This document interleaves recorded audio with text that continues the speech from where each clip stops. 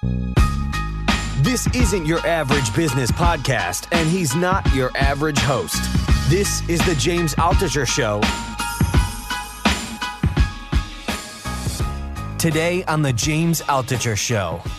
Caution is different from panic. Yes. People are going a little bit insane, Yes. and then they ignore the flip side of the equation. Like China, starting around mid-February, cases started to peak, and now, as you mentioned in your email, there's hardly any new cases, so they closed down the last of their specially built hospitals that were made just for coronavirus. People seem to be ignoring the fact that a pandemic does come to a natural ending, and in the middle of that is the peak where the number of cases per day stop moving up exponentially and start to actually level off or go down. Yeah, and the challenge, and I think we all have to remember this, is that the news media, unfortunately, thrives on fear. Right, and I'm just saying, just for everybody to get this realization that the news media's job is to deliver your eyeballs to their advertisers. That's how they make their money. And when we are in a period of absolute fear and shock and awe during wartime, during pandemic time, during all these things, people are glued to the news. I just think the level of fear is off the charts. Right, so it's a good point because all the evidence suggests there's going to be an end to this, and it's not going to be as bad as people think. But on the economy, businesses up and down the chain are going to go out of business in just a month. If there's a month of the entire world being locked down, essentially most restaurants, bars, retail stores, and many other businesses that depend on supply chain management are just going to die. Yep. What's on the other side of this, optimistically, in your view? What have you been thinking about?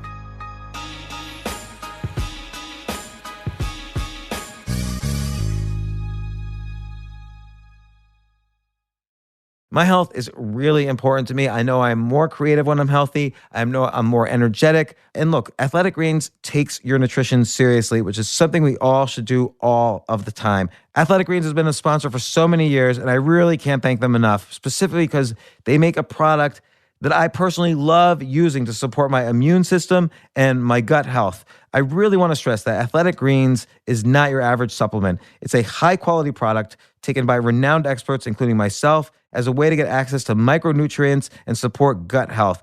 And their research is impeccable and goes above and beyond anything else I've seen.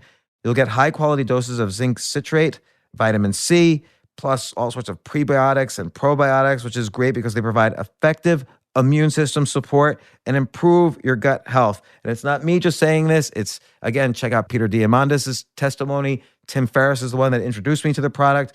They really go above and beyond to help you take care of you, which is why I love taking Athletic Greens every single day. I do not miss a day. And it's why I love having them as a sponsor, because I want all of you to be well and get this immune support that I've been getting daily for years. Like I'm amazed at how Athletic Greens has become a part of my life.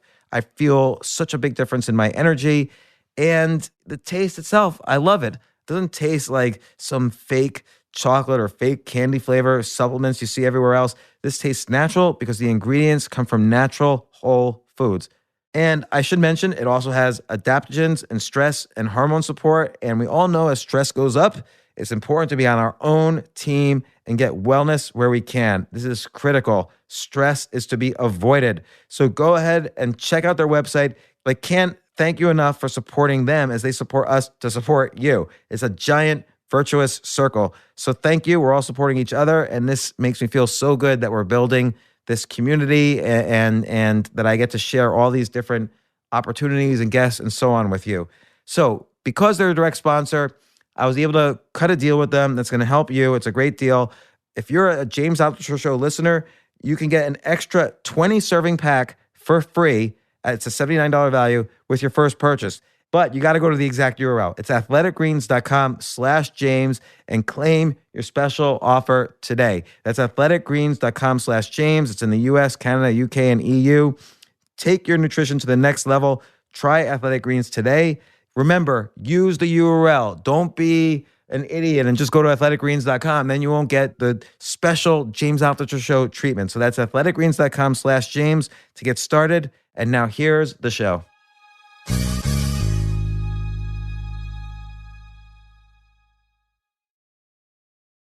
So excited to have Peter Diamandis once again on the podcast. Peter, welcome. James, good morning, good afternoon. So the reason I wanted to have this is you sent around, first off, I'll just, by way of intro, you're author of the excellent books, several excellent books. We just had you on for The Future is Faster Than You Think, about all of these technologies that are growing exponentially that are going to change our lives, again, faster than we can even imagine possible. You also wrote Bold, and one of my favorite all-time books, Abundance. That's how I first became acquainted with you, is just about when everybody is sort of naysaying and doom and gloom. You talk about all of these trends in society that are incredibly abundant that we tend to ignore for all of these psychological reasons. And I think that's coming into play with our kind of global discussion about this pandemic and coronavirus. So you sent around this email yesterday, which I've seen references to these topics in other places, and some people were even arguing it was fake news, some of these items, but you then provided sources to each one. But it was basically good news, some good news about coronavirus. And I kind of just wanted to go down those and then maybe discuss even new developments since yesterday, because things are changing every day. They are, and part of my goal is during times that are difficult to give people hope, because we're actually having two pandemics going on right now, the coronavirus. We also have a pandemic of fear going on, which doesn't help. It destroys economies, it destroys people's savings, it destroys people's immune systems from having just the stress levels and cortisol levels up.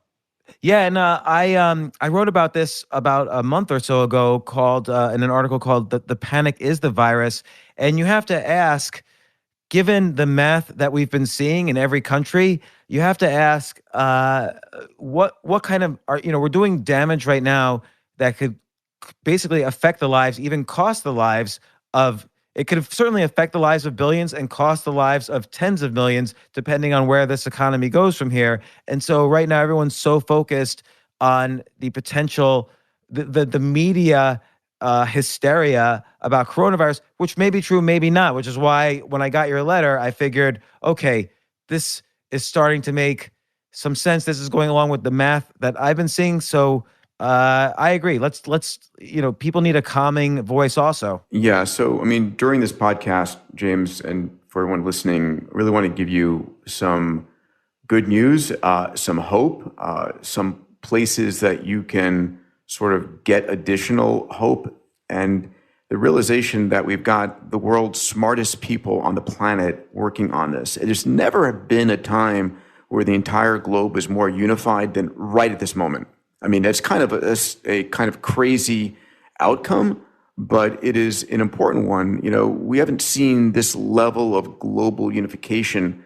We didn't even have it on 9/11 because part of the world was gleeful about the attacks in the U.S. And bluntly, last time we had something like this was like the Apollo program 50 odd years ago when we landed on the moon, and everyone around the world was focused on that. Now, that was a positive outcome versus a negative one. But still, that's an important metric. There's more capital and more brain power. And I'll share some of the most amazing, heroic science efforts going on right now. It's insane. Around the clock, people are working. Yeah, it's interesting because I feel like in our lifetime, there are basically three events that have terrified me equally, but this is the worst. And the first was 9/11, and I actually had breakfast at the World Trade Center that day and saw the first plane as it was coming in. And that was not only obviously terrifying to me personally, but it was terrifying to the entire world. Everyone thought the world's going to change, and to some extent, the world did change. Same with the 2008, 2009 financial crisis. That was terrifying and horrific and changed the world. But this now, you're right. This is affecting everybody. And a big difference with this is that we can't talk to each other. We can't go outside our houses and meet each other. And so it has this weird isolating effect, but heightening the connectivity of the internet, the virtual connections between all people. And I wanted to go in a different order or down your list of potential good news. So number 2 was China's new cases plummet. And I think this has been kind of ignored by the media. But let's talk about this. So during any exponential growth curve, right? And I've been teaching exponentials to the mass public and to CEOs through my work at Abundance 360 and Singularity University. And an exponential is simple doubling: 1, 2, 4, 8, 16, 32, and so on, right? And here are the numbers people should memorize. You double something 10 times, it's 1,000 times better. You double it 20 times, it's 1,000,000 times. You double it 30 times, it's 1,000,000,000 times. So we talk about doubling rates of viral infections. You have this massive growth curve, but things don't continue doubling forever. For a number of reasons, they start falling off, and you see like an S curve. Like the early days of it, you're pulling up like in a steep climb, and then at some point it starts leveling off, and it levels off at the top, and it makes sort of an S. And so China has entered if you would, you can imagine sort of a upward cup that's holding water, part of the curve, and then a downward cup that's dumping out water as you come over the top of the curve. And so China has entered the tail off of this exponential curve. It hit an inflection point. As has South Korea. As has South Korea. And this happens typically for a number of reasons. One is man-made interference, which is social distancing and isolation and so forth. The second is herd immunity. And what herd immunity simply means is when enough people get infected and develop immunity, if I walked into a room of 10 people and I was infected, I don't think I am, just FYI, but if I walked in, I could infect 10 people, they go out, each infect 10 people, and that's, you're seeing massive exponential growth. If, in fact, what happens is I walk into a room and of the 10 people in there, 8 have had it already, aren't immune, then they're sort of like the control rods in a nuclear reactor. They don't get reinfected. Their immune system is up and operational, only the other 2 people in the room. And so as we enter a population, more and more people have had it, the spread rate slows down substantially. And there's a third factor too, which is that two other factors. One is the virus could start to mutate into a weaker strain, which we don't know whether or not that's happening here, but that's one possibility. And the other is that in the beginning of a pandemic, the people who perhaps get infected the easiest and display symptoms first are the weakest part of the population for that particular virus. And then once those people are recovered and the other demographics are stronger in terms of resisting the virus, that might lead to a sharp decrease in new cases as well. It does. And we're also, at the same time, the world is not standing still. And people have to realize this, right? In the early days, when people didn't know what this was, before the virus was sequenced, before there was good even models of this, people were shooting in the dark. But there's been an extraordinary amount of science and capital and brain power applied to this. And we're beginning to get handholds on what existing drugs could be used. We'll talk about the numerous vaccines under development. And also people are now aware, and social distancing and self-quarantine is beginning to slow it down. So we can get ahead of this. And, as bad as this pandemic is, and it's good that people are using the term pandemic, I actually call this a practice pandemic because it could be a lot worse, right? You could imagine having these delayed periods of time between the time that you're infected and between the time that you show symptoms. And it could be that, like in Ebola or something, it has a much higher mortality rate, right? Like right now, a lot of people are reacting as if getting it is a death sentence.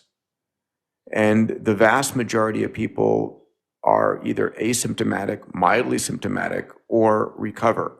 So Peter, let me ask you about that, because this has been a crucial thing since day one of this, to the point where like I even see in White House press conferences, reporters saying, given the fatality rate of 2.3%, blah, blah, blah.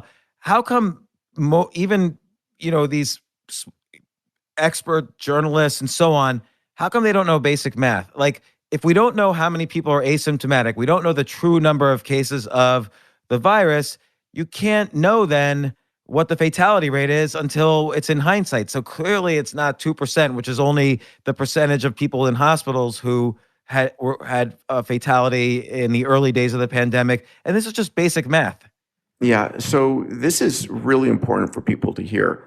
We don't actually know the fatality rate. We know how many people have died is easily to measure right now. Globally, it's about, I'm looking at the stats, it's about 9,500 people have passed on because of this coronavirus. And the vast majority of those are people in their 70s and 80s with pre-existing conditions. And these are the same types of people who might normally die from the flu. They're frail, and we see vast numbers of people dying every year from the normal flu. So I just want to put that out there. What we then have is a stat that says 230,000 have been infected, and I'm on the site that is worldometers.info coronavirus, and you just Google coronavirus deaths, and you'll see a site like this. And it's updated every day, right? It says 9,300 people have died, 86,000 people have recovered. But what we don't actually really know is how many people have been infected. We don't know the denominator, right? We know the number of people who have died in the top, that's concrete. We don't know the denominator, meaning we don't actually know how many people are infected, because it may well be that this is much more prevalent than we're seeing, right? And given that we don't know, I've seen estimates up to 90% of cases might be asymptomatic, which lowers by 10. It lowers from basically to flu levels the fatality rate, and unfortunately it's skewed towards one demographic, the elderly. But knowing data like this changes the way you treat it as a society, or change the way you treat it medically, and so on. So I want to share with you an exciting piece of news that I'm beginning to share and blog about, which is I'm on the board of a company. It's called C19. It's part of a part of a larger company called United Biomedical, and they have developed an antibody blood test. Right. So this is not a nasal swab. This is a blood test that you take a small amount of blood and you find out, do you have antibodies to the coronavirus? Right. Have you had it and have developed immunity to it? And what they are doing is they've gone, the co-founders, Lou Reese and Mei Mayhew, who live in Telluride, they've gone to the San Miguel County, which is the larger county that Telluride is part of, in Colorado, and they are going door to door and drawing blood and testing the entire county. They're testing 7,000 people to find out who is infected and who's not infected. And it's a somewhat random population, because Colorado hasn't had a lot of cases. Like, a lot of the testing that's been done so far to get evidence about this has been just on people with symptoms, and that's part of the problem. Yeah, and so they're going to test, and then 10 days later, which is the sort of the typical 95% of people who are exposed will have seroconverted, meaning they will have created antibodies within 10 days. So they're going to do testing the next 3 or 4 days, and then testing 10 days later, and then be able to say, listen, you're free and clear, or you've had it and you have herd immunity and you're free and clear. That's great. And it's going to be the first, we'll actually get some data about this. And this is where we need to go to, and we're going to go to a point where everybody is tested and we have real information, because we're operating subpar. And like South Korea right now, the stats I put out in another blog, and by the way, I put out a blog 2 or 3 times a week right now on the subject of the numbers. And anybody's interested, if you just go to Diamandis.com You can sign up for my blog there. So here are the numbers. China has seen a mortality rate of 3.9%, a death rate, let's call it that. And South Korea is 0.7%, right? And I think it's, we'll see those numbers get lower as we realize more and more people were asymptomatic or subclinical.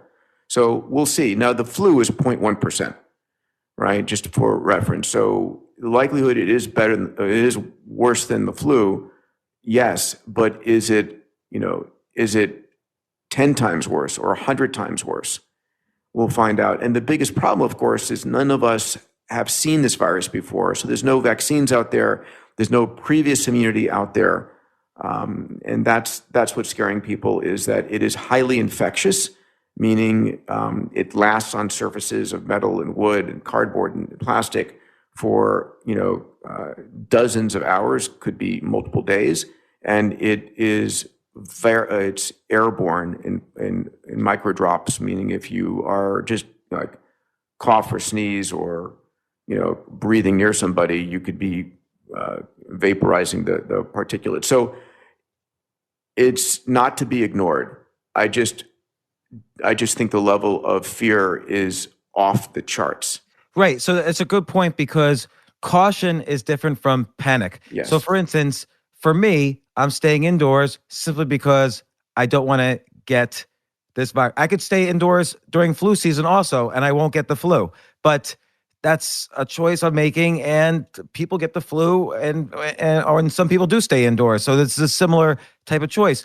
I think because of the uncertainty and because of everyone saying, oh my God, this is growing, this is doubling every day, and fatalities are 2%, people are going a little bit insane. Yes. And then they ignore the flip side of the equation. Like China, after just a mere 3 months, after less than that, starting around mid-February, cases started to peak. And now, as you mentioned in your email and has been passed around the internet, there's hardly any new cases. So they closed down the last of their specially built hospitals that were made just for coronavirus. People seem to be ignoring the fact that a pandemic does come to a natural ending. And in the middle of that is the peak, where the number of cases per day stop moving up exponentially and start to actually level off or go down.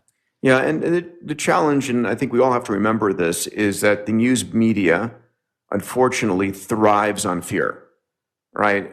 If you think about it, and I'm just saying, just for everybody to get this realization, that the news media's job is to deliver your eyeballs to their advertisers. That's how they make their money. And when we are in a period of absolute fear and shock and awe during wartime, during pandemic time, during all these things, people are glued to the news. And so the ratings for news media go through the roof, and they can sell their advertising for a lot more. And so the good news networks don't succeed. And so it would be great if they did, because what happens is all we hear is the negative information. We don't hear any of the positive news. And that just drives the continued exponential growth of fear. But we evolve that way, right? So if someone 50,000 years ago passed by a bush and heard some rustling in the bush, they don't wait around to see if it's the wind or a lion. They just run. Yeah, it's called our amygdala. We actually have a structure in the brain called the amygdala. It's in the temporal lobe that scans everything we see and everything we hear for negative news. And it's our early warning system. And it puts us on red alert if we see something that's dangerous, visually, auditorily, sensorily. And we focus. And the old adage, if it bleeds, it leads. But there is good news. And maybe we'll just continue to share some of these things, shall we? Yeah. But let me ask you this, one more thing about China. China's got 2 billion people, and I'm sure you encountered this because I've encountered this. If I mention to people, well, look, there was, it's all horrible and tragic, but there were only, 3,000 or 4,000 reported deaths. Maybe they lied, and maybe there's 20 times that amount. Who knows? But that's still a tiny percentage of 2 billion, and now it's over. And people seem to not want to believe that, even though it's kind of fact now. I mean, Apple even reopened all their stores, which is mentioned in your email. Yeah. No, the number that I have reported here is about 3,200 deaths in China, which is significant, but Yeah, a very tragic. fraction, a minuscule fraction of the number of people who died from the flu. So again, like Harvard comes out with this report, 70% of the US can get infected. There will be 10 million deaths. Why are people assuming this is going to be 1,000 times worse than, or 3,000 times worse than China? Yeah, I mean, I think first of all, China, because of the structure of their government, is able to say, shut everything down. And so they acted pretty fast, pretty quick. And the question is, will the US or Europe act as decisively as quickly? Now, we should be and could be. And again, there's two different parts here. I think that this coronavirus is not going away. It's going to become part of the milieu of viruses.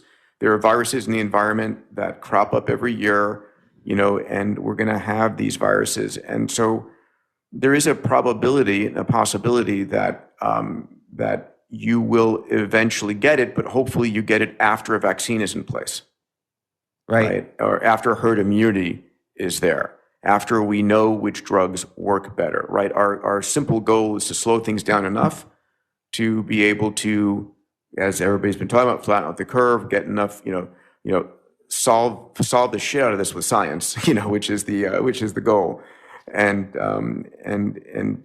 basically slow things down where it is treated and thought of like the flu eventually. But what if we didn't? Now, obviously, social distancing works. If you keep yourself in your house and you don't meet people, you're not going to get any disease that's transmissible from human to human. But what do you think would happen in the U.S. if we just kind of did business as usual? Do you think it would be, 10 million deaths or? I still don't think so. I think, in fact, the numbers that I've seen that sound right are the potential for 1.5 million deaths. It's still a large number, right? We see 2.8 million deaths from all other causes of death in the United States. So 1.5 million is a significant number relative to that.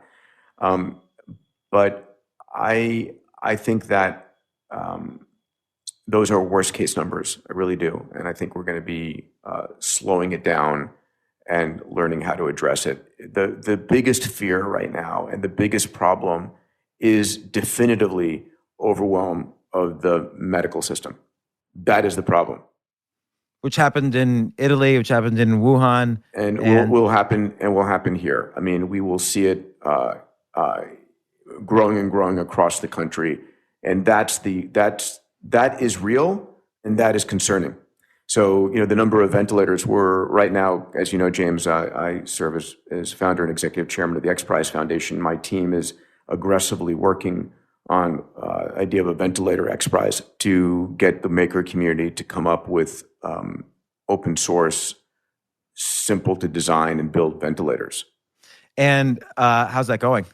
We're working on it 24/7. I hope we'll launch the competition next week.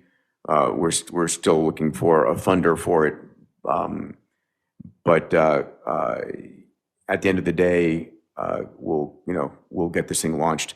And there are lots of open source efforts right now. We just want to supercharge it because I think you should be able to build or even 3D print a ventilator to a large degree from low cost parts and create entrepreneurs around the world who are building ventilators. Because the issue may not even be here. The issue may end up being in Africa and other parts of Asia that have nothing, right? And are going to still have these kinds of infection rates and requirement for ventilation. And just to mention, you started the X Prize with the first X Prize was, I believe, if I remember correctly, privately manufactured space flight as opposed to government funded. Yeah. And the prize was, I believe, $10 million. And this turned out to be an enormously powerful way of incentivizing and by gamifying and providing financial incentive. This produces many results. You've done many X Prizes since with fantastic results. Yeah, no, it was great. We've launched about $200 million in X Prize, another $200 million in development. Let me add one other thing on the news side. The challenge is all the negative news gets displayed and people don't get a chance to see the positive news. I actually, over the last 2 years, I've been building a machine learning platform, an AI platform, that actually goes and finds news out there in the world that is future forward, has positive elements, but looks at the convergence of exponential technologies, AI, robotics, 3D printing, AR, VR, synthetic genomics, and so forth, and how those technologies are transforming industries. And we just created a special version. The company is called Future Loop, and we just created a special version of Future Loop, which is the coronavirus pandemic edition. And so what happens is every day, my machine learning algorithm goes out and scans thousands, hundreds of thousands, millions of science journals, social media, news articles, looking for, in this version, news about coronavirus and pandemic, but then it filters it for which of these are solution-oriented news items, not dystopian news items, and which of these are around are using exponential technologies to do this. So it's amazing, and I just made this available for free to everybody. Can I share with the audience? Yeah, of course. Yeah, so if you go to futureloop.com/C19, so futureloop.com/C19 for COVID-19, you can sign up for free. And every day you will get a news blast of how is AI and data science being used to address this? How is robotics and drones and 3D printing being used to address this? How is AR and VR changing where you work and where and how you play? It's basically it's a news feed of all of the positive news that is impacting the solution side of coronavirus. And I love it. I like, holy shit, I had no idea this was going on. This is amazing. This is amazing. This is amazing. And so, it's a antidote to the negative news out there. So I hope people will subscribe to it. It's I built it because I wanted some alternate to the crisis news network, which I lovingly call CNN. And just a brief 10 seconds. How does the AI work? Did you train it with articles that were already good, that you labeled good news? Yeah. I have an amazing person, Morgan McDermott, who is the CEO. I've just been funding it, and I put out something called Abundance Insider for the last 4 years. A great newsletter, by the way. Yeah. Again, Diamandis.com. You can sign up for that. So I have 4 years of articles of abundance-minded, exponentially focused news articles, and we trained up the AI to think like I do about what is scientifically valid, exponentially enabled, solution-oriented. And then there's a version of Future Loop that you can apply to any industry. Like if you're in the clothing industry, you can find out about future-oriented exponential impacts on the clothing industry or the education industry, whatever, but we created a special version of this.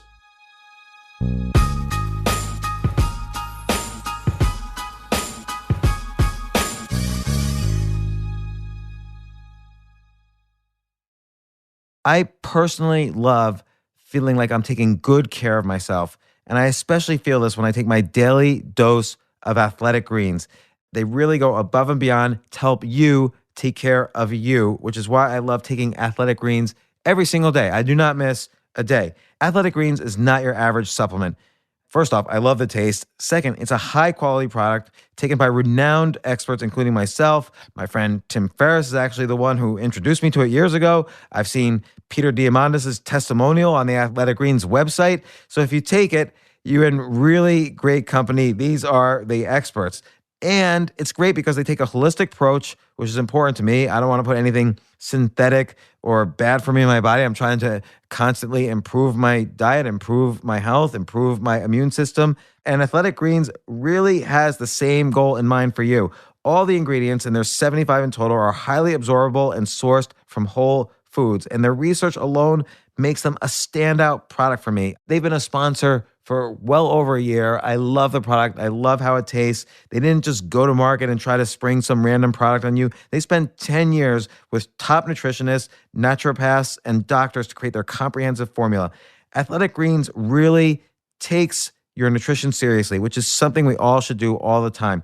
The formula is designed to help you adapt as your daily needs change due to stress, sleep patterns, or an imperfect diet. And these things are critically important for a good, well-functioning, healthy life. And if you're wondering what's in it, here's a sneak peek. You'll get super high-quality doses of zinc citrate, vitamin C, prebiotics and probiotics, which is great because they provide effective immune system support and improve your gut health. It also has adaptogens and stress and hormone support. And we all know as stress goes up, it's important to be on our own team and get wellness where we can. This is so critical. Stress is just bad for you. So listen, because they're a direct sponsor, I'm able to work out a really good deal with them. I love this company. I love the product. It tastes great. Here's the deal. If you're a James Altucher Show listener, you get an extra 20 serving pack for free. That's a $79 value with your first purchase. Just do this. Go to the exact URL that I'm telling you. Just jump on over to athleticgreens.com/James and claim your special offer today. This is available in the US, Canada, UK, and EU. That's athleticgreens.com/James. And look, don't just go to athleticgreens.com because then you're missing out on the $79 value and you're not helping anybody. So just don't, I told my friends this, go to athleticgreens.com/James. They just go to athleticgreens.com. And I'm like, are you guys idiots? Just do the smart thing. Every penny counts and be smart about it. So take your nutrition to the next level. Try Athletic Greens today. That's athleticgreens.com/James to get started. And I just want to say to Adam, who's the CEO of Athletic Greens, if you're listening now, thank you. This has been a huge support for the podcast, and I love the product. I love what you've been doing. And to my listeners, I also want to say thank you for listening, and thank you for showing up for our sponsors. You're the reason they keep coming back. And I really know this because we have if you're listening to this, I know you're a high quality listener of podcasts because we get such great feedback from everybody, from you guys to the sponsors to the companies we work with. I feel really proud of the podcast and the value we're bringing right now. Now, here's the show. And remember, the link to try it out is athleticgreens.com/James.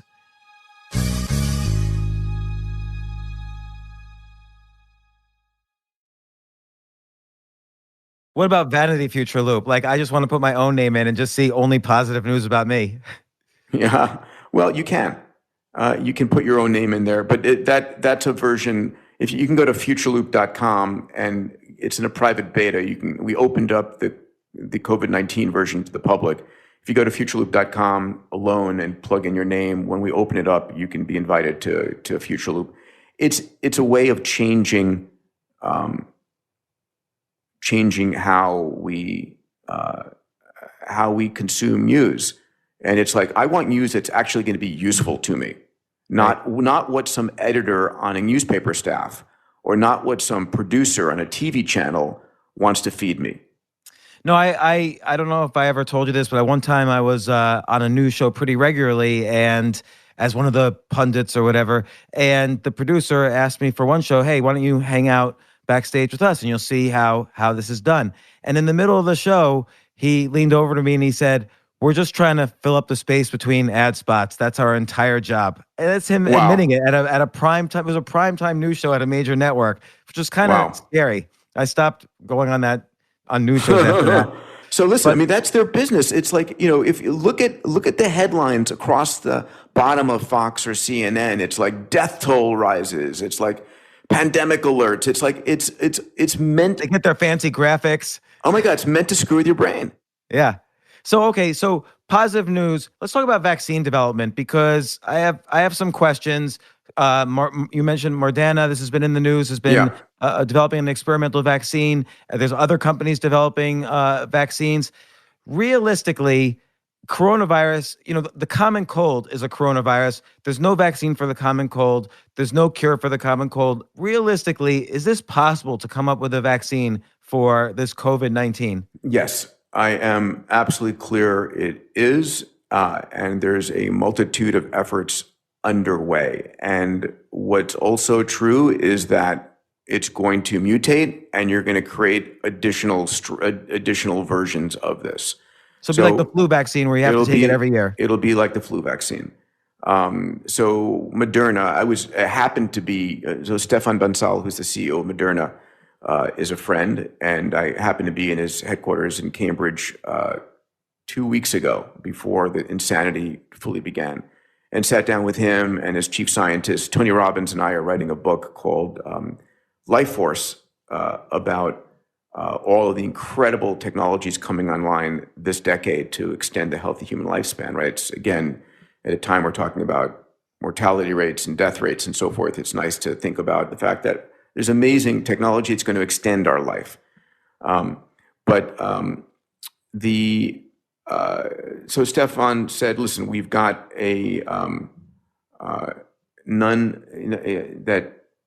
he said, listen, we're working on this. The challenge is going to be how quickly the FDA will approve this, right? At the end of the day, we may have a vaccine that we think is ready to go, but the FDA's job is to not have a treatment be worse than what you're treating. So if you put out a vaccine that you think is fine, and all of a sudden we find out, oh no, it's not, in pregnant women or children or whatever, that's what they want to protect about. They want to have enough data to show that it is safe. So the chances are that we're likely to have a vaccine in the fall of 2021, that it may take as long as another 18 months to go through all of the testing. But it's also potential that we're going to see vaccines tested earlier in other countries. So in Israel, in China, in Taiwan, in other places. This company I mentioned earlier, United Biomedical, has a vaccine as well. They are the largest vaccinator of pigs in the world, based in China and Taiwan. They vaccinated 5 billion pigs from hoof and mouth disease, which is much more virulent, much more infectious, and kills pigs and mutates very rapidly. And so they have a platform for creating vaccines, and they have a vaccine that is in animal testing and hopefully will be in humans in the next within the next month. But in addition, their platform is a platform play for vaccines, and it has been their platform has been used in humans before, and we know is safe. So I think we're going to have a lot of good news on the vaccine front sooner than 18 months from now. But I think people are want to be cautious about what they promise. Sure. And Peter, let me ask you this. The FDA is a gatekeeper between the biotech companies and, getting this out to the population. And for good reason. You point out for safety, and there's, like you say, 18 months. Often these safety trials are 12 months, and then there's other things they need to pass as well, which is the other 6 months, even in a very fast track case. But what about in some cases, like do you think this will affect policy? Like, why not let the most susceptible part of the population, the elderly, choose if this passes some kind of safety metric? If I'm an 80-year-old person, I'll take the vaccine. I completely agree. At the end of the day, I think that we need the ability for people to be a lot more experimental with themselves if they want. What happens is if, in the finance world, you can only go public after all the lawyers have proofread everything and it's safe for grandmothers and kids to invest in your company in a public setting. But then there's something called an accredited investor, right? And you can do a Reg D offering and have an accredited investor where if you got over $1 million of net worth and you have income of over $200,000, you can invest whatever you want. You're intelligent enough. So there should be a accredited patient version of that, where if you're smart, if your family members have signed off, if your doctor has signed off, you can try risky things. That should exist. But by the way, accredited investors do not have a better track record than non-accredited investors. That's kind of like it was only accredited investors investing in Bernie Madoff. So it's sort of a weird analogy, but I agree almost disease by disease. Like again, here with COVID-19, this coronavirus, it affects mostly the elderly, or it hurts mostly the elderly. They're not. There's no pregnant women over the age of 80.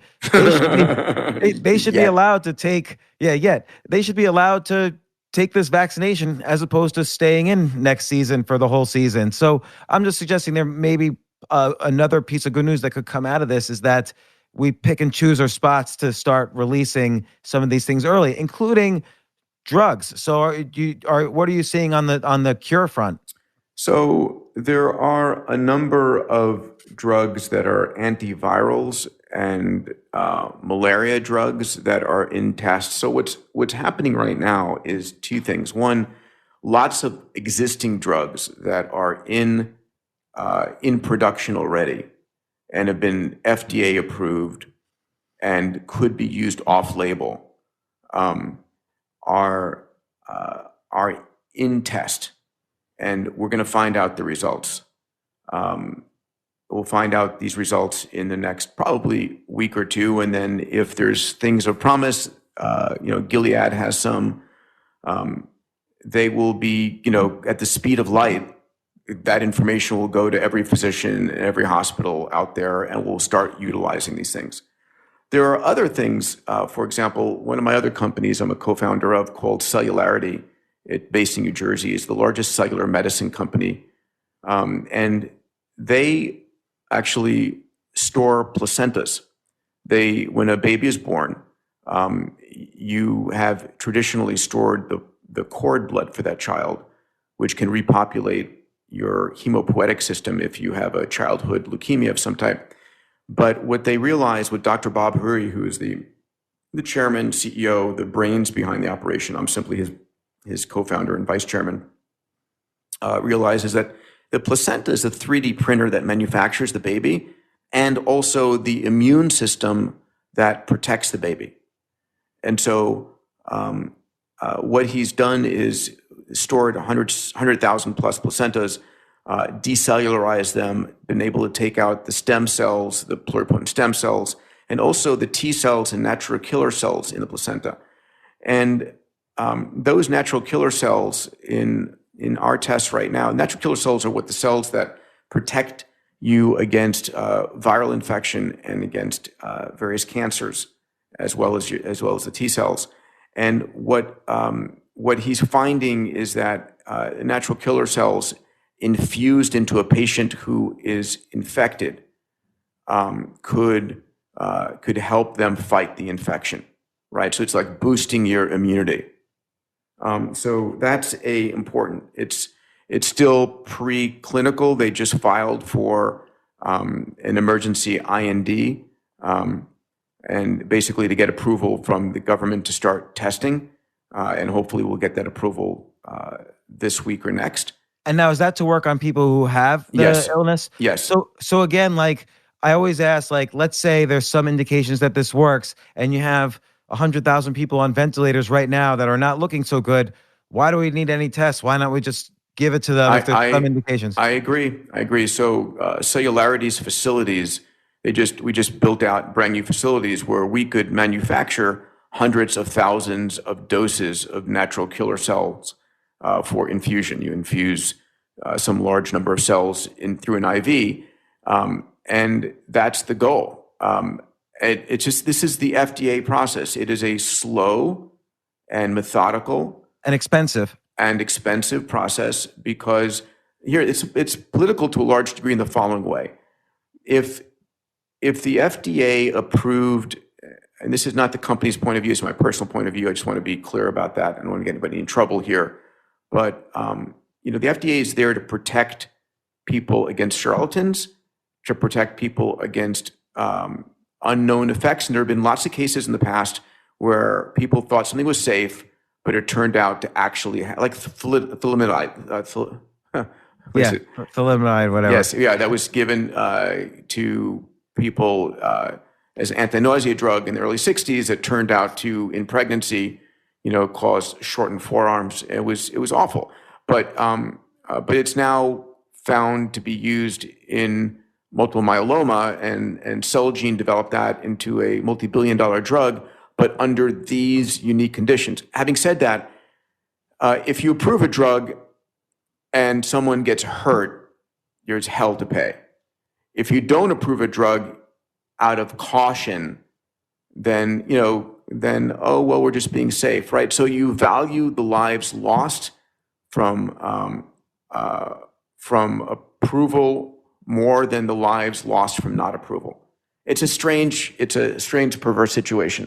And it's interesting because you look at our philosophy. Let's say in a time of war. Okay, let's say something happens that triggers us to go to war. What's the first thing we do?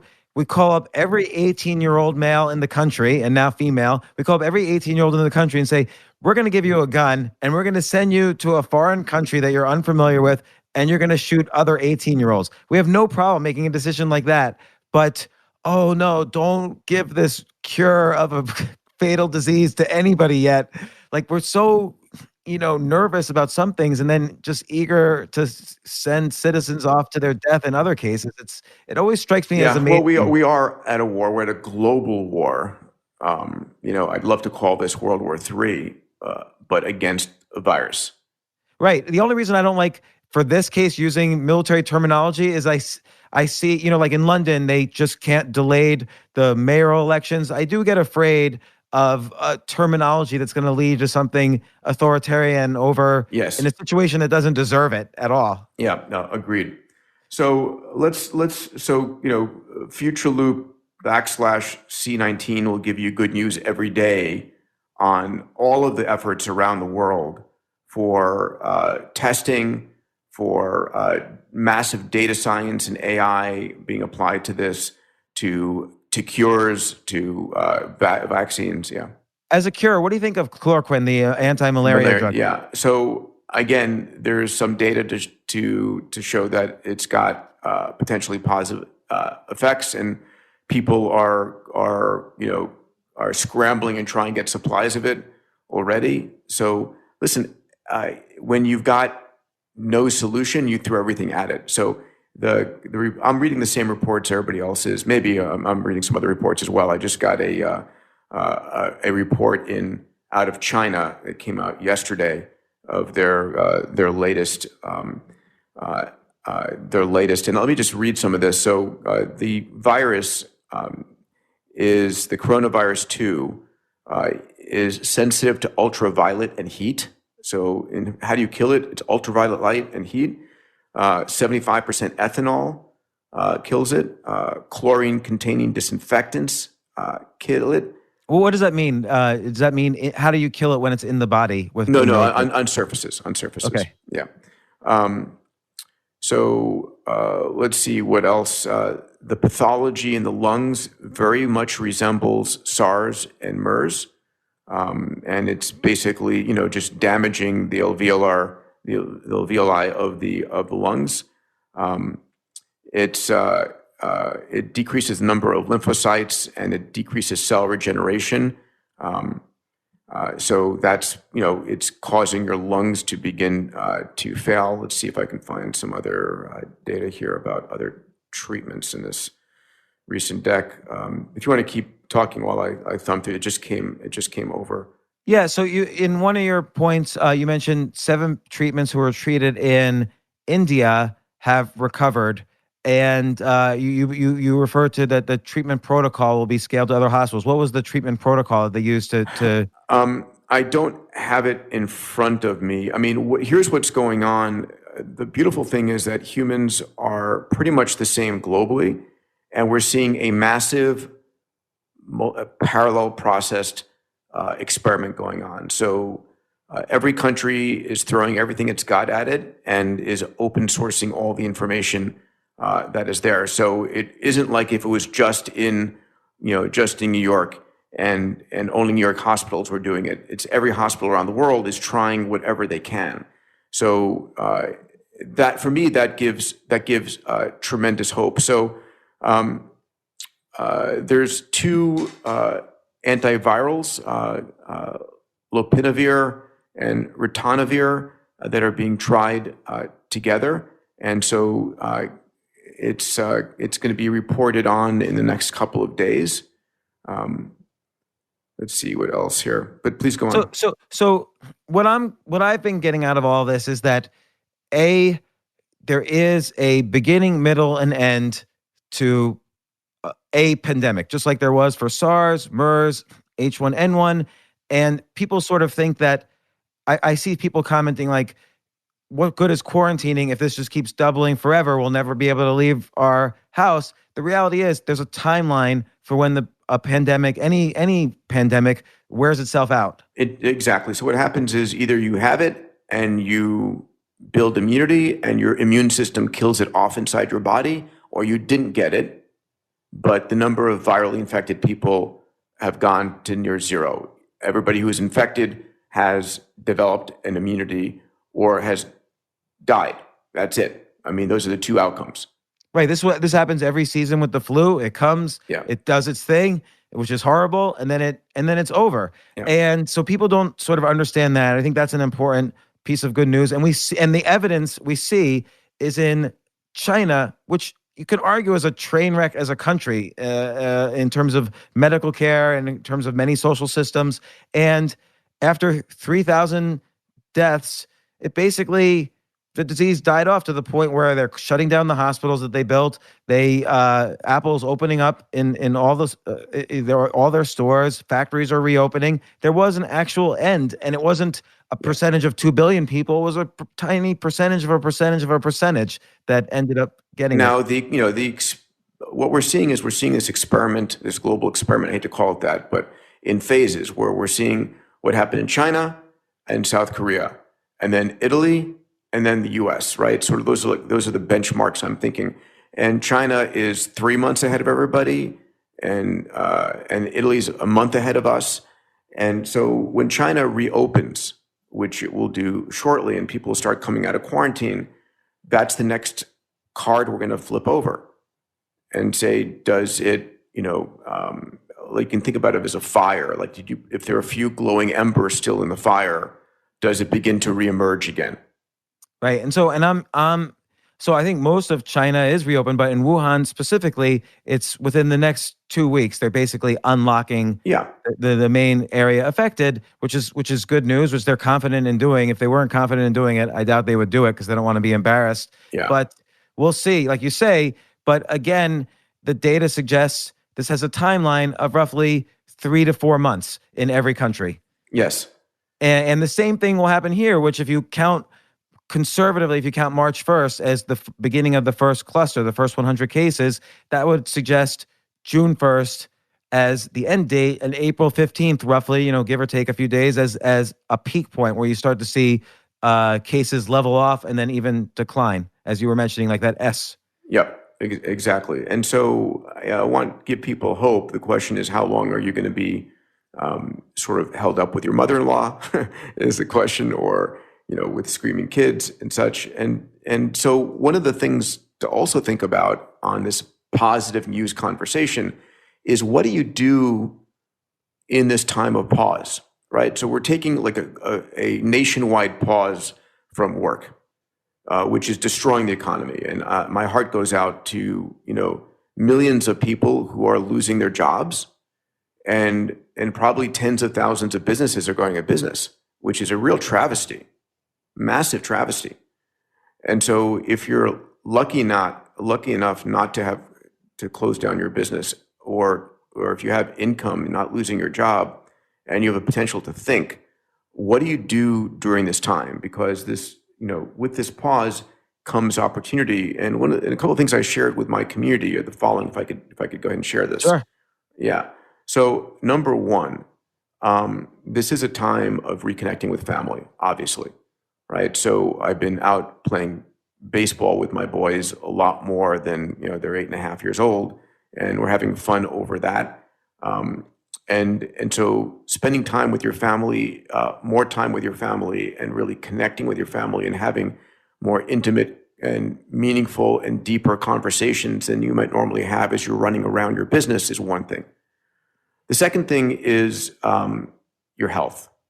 And this comes in two parts: exercising and meditation. So we can talk about next, one of the important things to do is maximize your immunity, right? We're finding that older people die and younger people don't, or don't have symptoms. Why? Because younger people have stronger immunity than older people. And so you want to maximize your immunity. And immunity comes from sleep, exercise, being non-stressed, diet. We can talk about all the things that boost your immunity. So during this time, the second area is take care of yourself. Sleep 8 hours, get exercise, eat healthy foods. Those are important things. Learn to meditate and meditate. So taking care of yourself. The next thing is, if you're an entrepreneur like I am, now is a great time and an excuse to kill that part of your business that you were always wondering, man, I'm dragging this along. Should I kill it? Shouldn't I kill it? Whatever. Now is a chance to restructure your business. There's going to be a damn good excuse for it. But at the end, if products aren't working, I think, it's a chance to refocus what you're doing. The fourth category for me is go digital.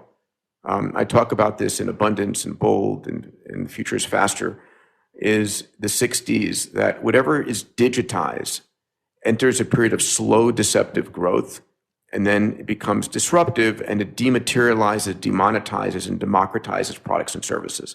So how do we digitize as much of what we do? And so that we can provide digital, obviously this podcast is a digital version of what would have been physical things in magazines and newspapers and such in the past. And even radio shows. We don't have to go to a radio station. We don't have to go to a TV station to do this. Yeah, exactly. And so last night, for example, I participated in a global event that took place in China with my VR headset. I was a keynote speaker on a stage in China with, I just get the stats. Just out of curiosity, did you get sick? Like, I've given a talk in a VR world for about 45 minutes, and I felt a little nauseous afterwards. It's like that uncanny valley of VR where your brain sort of freaks out after a little while. Hey, this is not the real world, and I thought it was, and it kind of triggers this nausea. No, it's the technology is getting so much better. This was put on by a friend of mine, the president of HTC China, Alvin Graylin, and so there was 30,000 people participating. Wow. In the event, and I was talking about the future of education and digitized, and so we're going to see a lot more digital education going. And right now, 200 million kids in China have been out of school, and they're all going digital. So Peter, let me ask about this, because obviously millions of kids in the U.S. now are out of school, including all 5 of mine. And because of this situation, is this going to kind of trigger more the discussion of, hey, online education is a legit alternative to spending $70,000 a year on a higher education where you're going to go into massive debt? Yeah, I think we need to reinvent education. Education is no longer for college, for example, in graduate school. First universities started around 1000 AD, and they really started getting going 500 years ago. In Europe, a lot of them around the church and such. But when universities really got underway in the 1800s, early 1900s, you would go to school, get your degree by age 22, and for the average male, your life expectancy was like 40. And so your education would last you, 20 years. And during that time, things didn't change very much. And now things are changing constantly. So we need to rethink education. It's not going to be a one and done, like, oh, I went to school, I got my degree. Bullshit. It's going to be a continuous, it's a subscription model. I'm going to go to MIT and I'm taking courses the rest of my life in AR and augmented reality and virtual reality. I love the idea of making it a subscription model. That kind of buffers the fall of these sort of physical colleges, while at the same time not ignoring, places like Coursera, Khan Academy, LinkedIn Learning that have such masterclass that have such valuable courses Amazing. that are being ignored because they're not quote unquote accredited. So kids feel they're not getting the full experience, which is just BS. Yeah, and let's be clear, college has multiple reasons. One is to learn a topic or subject, which is the least needed. You don't need physical facilities to do that. You can actually learn better in VR. And the data is very clear. You can learn subjects much better in VR than you can sitting in a classroom with a sage on the stage. But college also has the importance of independence, right? You leave home, you become, you screw up on your own, you have issues, you learn all of these things. So there's learning how to learn, and there's making friends, and there's the social side and becoming a good human. So we need to differentiate what we have to do in physical proximity and what we can do digitally. So, final thing I want to ask. I mean, we've talked about how social distancing is demonstrated to shorten the time span, or at least decrease the mortality rate in places like China, South Korea, and so on. Hopefully, in the U.S., pandemics have a beginning and an end. Vaccines, we're working together as a globe, and vaccines are being developed, and hopefully they'll get out there as quickly as possible. Possible cures are being released, and again, hopefully they'll get out there as quickly as possible. And all the evidence suggests there's going to be an end to this, and it's not going to be as bad as people think. But right now, people are people don't know whether this is going to last forever and infect the entire globe, and people also don't know what the effects of all this social distancing and social isolation will be, not only on individuals and their mental health, but on the economy. Businesses up and down the chain are going to go out of business in just a month. If there's a month of the entire world being locked down, essentially most restaurants, bars, retail stores, and many other businesses that depend on supply chain management are just going to die. Yep. Do you think what's on the other side of this, optimistically, in your view? What have you been thinking about? Wow. That is the part that breaks my heart the most, is the impact on people's livelihoods. So we're going to reinvent a lot. I think, first of all, the most important thing is for us not to ignore what is happening and the price that we're paying, and to become more robust as a society, right? The ideas of pandemics have been out there for a while, and people have been talking about it. One of the things that I'm concerned about is that we do have existential threats for humanity that we don't pay attention to. In fact, this year for X Prize, our theme is addressing humanity's existential threats. We picked that theme before the pandemic, right? Pandemic is one existential threat. An asteroid impact is another. Talking about having a bad day, right? If we find a large enough asteroid heading our way, and they pass really close to the Earth all the time, doesn't have to be a planet killer. An asteroid that, lands off the Atlantic seaboard could cause massive damage, or, it just could ruin the entire global economy even worse than we have right now. So we have to be spending more of our time intelligently protecting ourselves against all of these things. The environmental, crisis is another one that we are not paying anywhere near enough attention to. So I think that we're going to have to upskill people who lost their jobs to digital jobs. I think, a lot of the stuff I talk about in my book, The Future is Faster Than You Think, is fundamentally going to be accelerated by this virus. We're going to accelerate a lot of these things digitally and autonomously and automatically. I think also, and I don't know if it'll occur now or in the next crisis, but I think public policy has to change, has to be a little bit more open, a little bit more fluid and and context based, as opposed to like, these are the FDA rules. These are the rules for lockdown. Like, you take a situation like this that everyone is so worried about, but as we get more data, it suggests more policy. So, okay, here's a demographic group that is the most affected by this. This is the group that should probably be more under lockdown than the group that moves the economy forward. Okay, here's a drug, here's a vaccine that maybe we can send to people who are on life support now, even though it's not fully through the FDA. It got through phase 1 or phase 2. 100%. We also need more scientists and more engineers in Congress, right? I mean, we have a political system filled with lawyers to the most degree. And I really think, one of the things that China has is they have a meritocracy with a lot, the number of PhDs in the Chinese government. And, listen, I'm a capitalist, through and through, and I love our country, but I don't like the fact that, we're not listening to our scientists, and we are not moving fast enough, and most of our politicians don't have enough of a scientific background, I think, to a large degree, to be making the decisions there. So do you think we will get to the other side of this in the sense we that, will.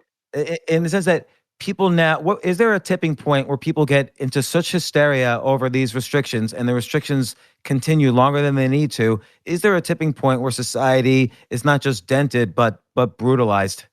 I hope not. I mean, I think the decisions we make for the United States, at least as a country, this week, and how, the Small Business Administration, and how we cushion this, and how then we restart the economy rapidly there on the flip side of this.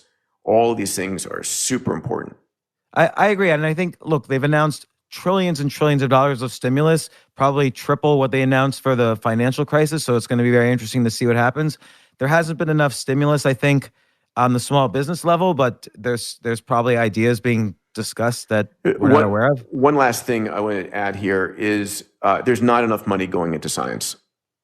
There's nowhere near enough money going into the labs and the scientists who have been wanting to do this, right? After the SARS outbreak, a lot of the science, a lot of the budgets that were going to be working on vaccines and on all that just shut down, right?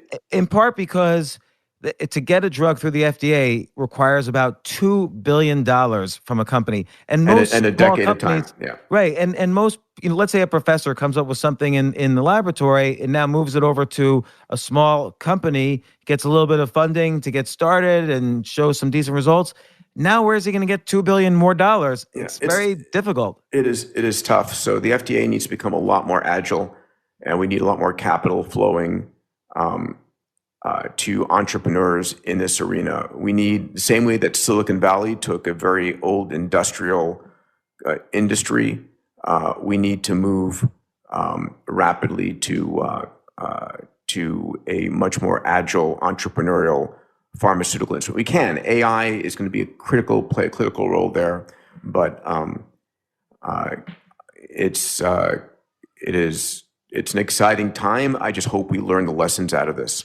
So, Peter, one final question: what supplements or things are you taking right now for specifically coronavirus? Yeah, so basically, I'm working on my immunity. So I am. I can read it to you. It's over here. So I'm taking zinc. I'm taking obviously all my high dose of vitamin C. I'm taking glutathione. I'm taking a couple of different products that are immune boosters. Like what? What are those products? Well, here, let me just extend over here. And it's understood you're not recommending them. These are just what you're taking. These are a lot of over-the-counter products. I'll say, like, I'm taking lactoferrin, for instance, which is an immune booster. Yeah. So I'm putting out a blog tomorrow, this weekend, about boosting your immunity, which has all the details. But colostrum, which is the first milk coming out of cows that have immunoglobulins in them, phosphatidylserine, taking zinc. Immune Renew has got I can't put my glasses on to even read it, but it's, if people go and get my blog, this will be I'll be finishing this tonight. I'll have a detailed list of all of the things that are natural immune boosters and foods and so forth. Well, finally, Peter, thanks so much for coming on. I think good news is sorely needed in this environment when as you mentioned, the newspapers tend to focus on the opposite, for better or for worse. But I think people are in such despair right now that this is really helping people to realize that this is going to come to an end and there's some positive things going on right now. And I also want to recommend, I've been following your newsletter probably since you began it. It's, again, you not only do you highlight these great news things that are happening in these exponentially growing industries, but you also append your own opinion about why each thing is important. That's how I saw your positive news on coronavirus, was through your newsletter. Once again, you get that. Peter, how do you get your different newsletters? So if you go to Diamandis.com, you can subscribe on that page for I put out a blog every week. I also go to futureloop.com/C19, which is really the most relevant right now for folks. And I would put on any reading list for people who have time to spare and want to learn about what the future looks like. Abundance, Bold, and your latest book, The Future is Faster Than You Think. Yes. So once again, Peter, thanks so much for coming on the podcast, and I will talk to you soon. Thank you, buddy. A pleasure as always. Talk to you soon. Thanks.